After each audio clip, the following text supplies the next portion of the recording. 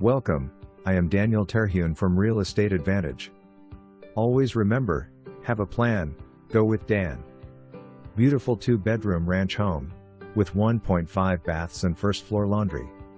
The updated kitchen has some neat features like a built-in spice rack and an appliance garage. It also comes complete with all the appliances, and a breakfast bar. The dining area has sliding glass doors that lead to a large deck on the back of the house overlooking the large backyard.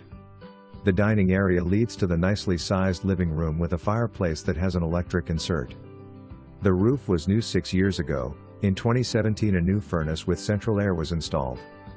In 2013 the sellers brought up the laundry to the first floor and added a half bath, both of which are right off the garage. Also in 2013 they replaced 3 windows and put new flooring down in the bedrooms.